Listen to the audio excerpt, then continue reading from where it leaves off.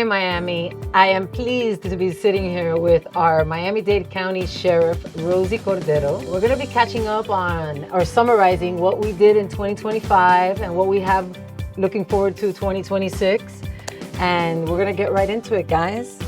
Looking back at 2025, what accomplishment stands out as the most meaningful for you and your department? It's the transition, right? The transition that our agency has been doing this entire year.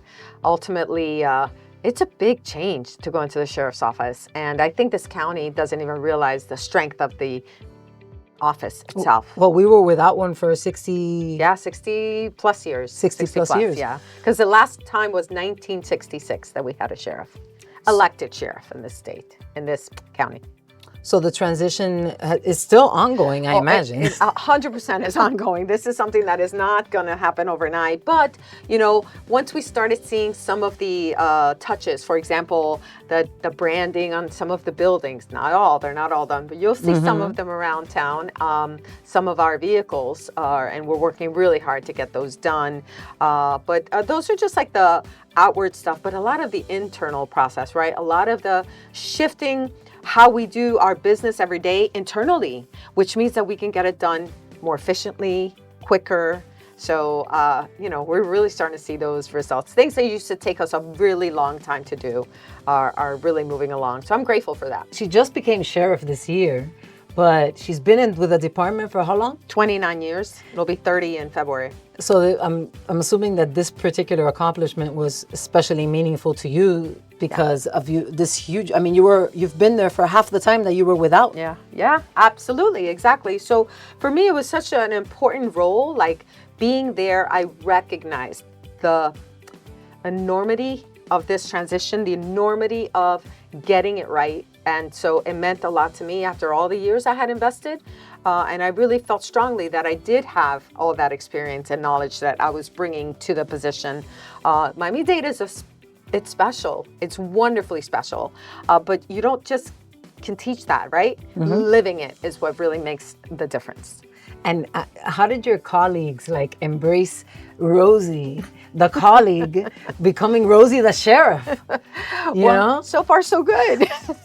I think there are still times when they kind of relate to me back the way I used to be, right? And then they'll go, oh, wait a minute, it's a sheriff, But I will say this, I could literally feel the difference in the building the first day I walked in. I got elected. Yeah, November 7th was election. It was really it was that kind of a moment.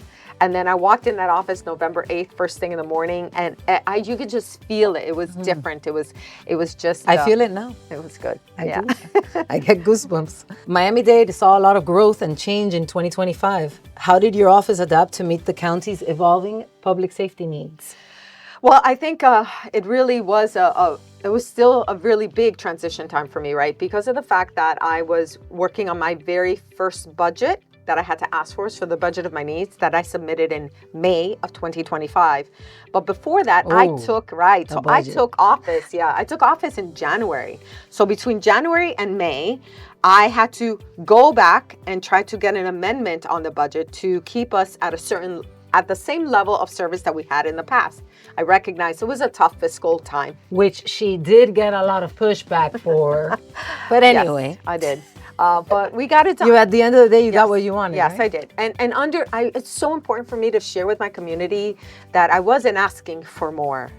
I was simply asking to pay for the promises that were made before I ever became sheriff and to keep us at the same level of service equal so that we weren't because we were going downhill. We were losing deputies and positions. So that was super important for me. And, we need to grow. Let's be clear. Well, Miami's a growing city, so we need to grow with it, especially security-wise. Absolutely. So, but we can do that in a strategic fashion, right? Planning for it and preparing for it. What initiatives in 2025 do you believe had the biggest impact on strengthening trust between law enforcement and the community? So, one of the things that I did do really shortly after I got elected was to start. I went around all of the county and did town hall type Right. meetings. It was share with the sheriff is what I called it.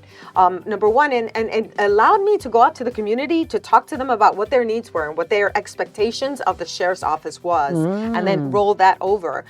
And over again, I heard about transparency and accountability. And yeah, and we did do that. It's a hot Miami topic. It is. So I think that was a really good place to start with to build trust. Another thing that I did very early on is our police involved shootings. We are sharing the footage, the body worn camera, and what we have. Yes, we are. We're not waiting for it to be requested. We're putting it out. It's on our website. Got so it. right now you can go to our website and go back and see what I've done in the months I've obviously since I enacted the program. And for me, that's about being transparent about how we do policing in this county and about holding ourselves accountable for the work that we're doing. Describe the program briefly. Oh, so it's a critical incident video. So any police involved shooting, we will within 60 days, although we've been good, 60 days is to make sure we get it in that time. But yeah, You don't want to be late. I know, right? I don't want to be late. We're building it out. It's pretty new. It's just been up for several months now. But the video is there. So let's say you hear about it on the news, and in a few months you can go on and have a recap as to what happened in that particular event. The sheriff's office often faces high expectations in times of crisis. Was there a particular challenge in 2025 that tested your leadership, and what did you learn from it? That one, I have to say, is an easy one because it was a hard one. It's an easy The budget? answer. No, it was actually FIFA World Cup, because we had the experience of Copa here in Miami-Dade County, and it was a bad the whole one. world, it was a bad one. And so fast forward a year later, in last summer, we had to do that right. We had to show this entire county and this country, because it's an international type of an event, that we could do it well, especially knowing that World Cup will be here in 2026. So we worked really hard. We trained really hard. We staffed really hard. We practiced. We worked with our partners. We looked at plans and revisited plans again. And every day there was a game, we once again debriefed and said, how can we do the next one better? That's what we did to make sure. And knock on wood, it was a very successful event. I think the entire community saw that we've got this, we can do it, and it will be a wonderful event for everyone to come into Dade County, enjoy, and have a good, safe time.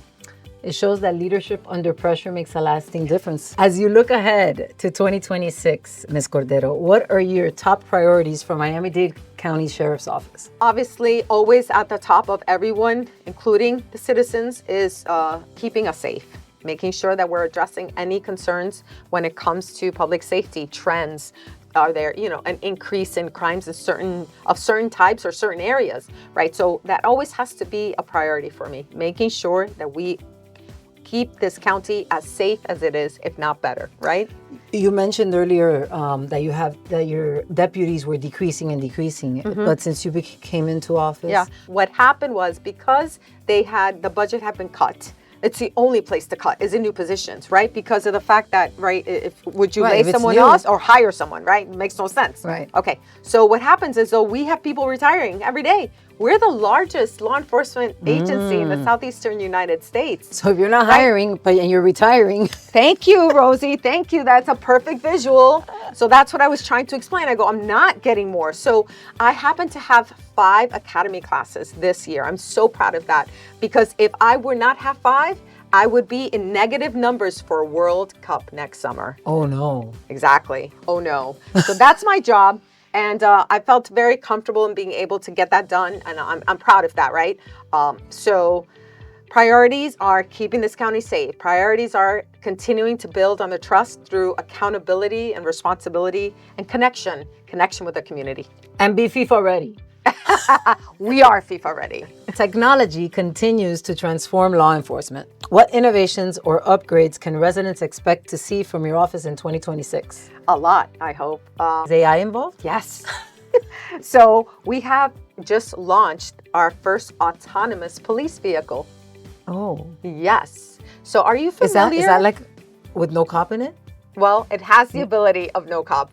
I'm not there yet. I want to put a deputy in it because I want to see how it interacts with the community. Okay. But we launched it, and we're the first in the United States to do so. And what we're doing is right now we're taking it out to community events and having it interact with our citizens so that the citizens can tell us how they feel about it. Like, for example, in Tropical Park, right? Where it's in the park and it's contained. It's interactive. You can walk up to the vehicle and actually have exchange and communication through a touch screen, right? If you're having an emergency, you can run up and call for 911. It has a tethered drone to it. So if there's a crisis situation, we can send that vehicle ahead of time. It can get there, launch the drone, and provide lifetime videos to our deputies as they're responding to a crisis.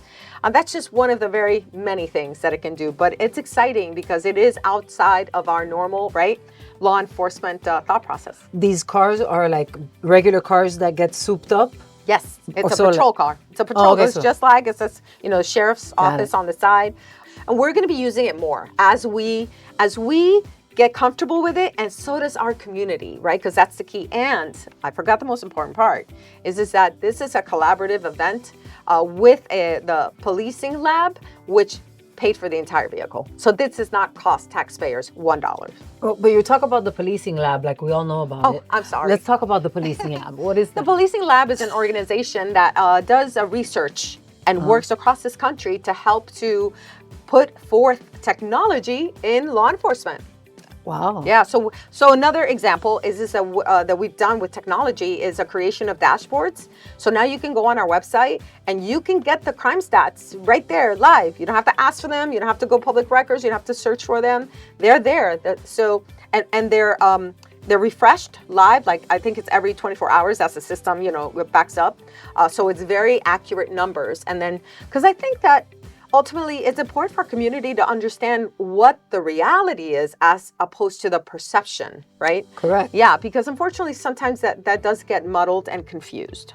Well, yeah. Is this policing labs something new to the sheriff's office No, the this policing year? lab is an organization. It's their, I want to say they're a non-for-profit organization, and they work with agencies all across this country. Got it. That's literally their job, and they do research, and we've been working with them for quite a few years now. Mental health and officer wellness have become big priorities nationwide. How is your department approaching these issues in 2026? So I will say that it was a big ticket item for me, right? When I became sheriff, it was very important to me that we continue to build on we had a robust wellness and health support system, but I immediately dove in to try to make it as better as quickly as possible, and we'll continue to do so. We expanded our wellness program internally. So we're very blessed. We have on-site psychologists and counselors that help our employees and their families, which is, really a blessing. But I challenged them. One of the things I said is I want to be able to provide any service that one of our employees or deputies may need through referral. So we've expanded our network. Wow. Yeah. So for example, I'll give an example because I know that sometimes the practicality. If someone's in need of a therapist that's very unique, maybe for their family, right? Not necessarily something you deal with every day. We will make that referral, that connection. We will get them to the right person so that they can continue to get the support that they need. We're launching a new app that deputies can use right in their phone in their car that connects them to support resources, schedules, chaplains. Maybe you just want to have a conversation, right, with your chaplain as well. So these are just some of the things we've done also on the health side. Challenges, physical fitness challenges to encourage people to get out of their comfort zone, right? And bond and really stay as healthy as possible because we all know that does help our mental wellness when we're healthier. I remember when COPA was going on. Yes. Yeah. There were some police officers that could use a little bit more training and running, so I'm glad to hear you that the physical fitness is a big factor here because I can imagine. Yeah. It's also, it's so good, not just for your body, it is good for your brain. It is Of good. course. It releases stress and tension. And, for a law enforcement officer, the job is so hard. It could be, let's say out of a 40-hour work week, which it never is, but 40-hour work week, it's 36 hours of sitting and waiting, and then the 4 hours of running around and It's activity. sedentary, Yeah, so- so you have to be. It's definitely something you have to put forth some effort to ensure, for the well-being of everyone. Consistently on a regular basis. Yeah. So we just want to encourage that in our deputies and make them better overall. Finally, on a personal level, when you reflect on your journey as Miami-Dade's sheriff, what continues to inspire you as you look toward 2026? I think that the changes that we've been able to do, that I've been able to see, are inspiring.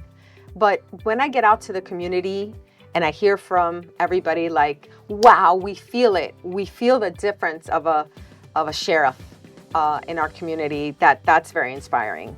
And then when I've been able to get out to the troops to talk to them, to the deputies that are working every day in this community serving, they are the bread and butter of this agency and providing the right service to keep us safe. And when I hear from them that they're proud, that they're happy, and that they're excited, it keeps me going. It's a tough job, but I don't care. I'll do it every day as long as, those are the returns. Well, we're happy that you're excited about this position because we're excited about having you in it. Thank you very much for being here with Calle Ocho News today, and keep up the great work next year and the rest of this year. Thank you.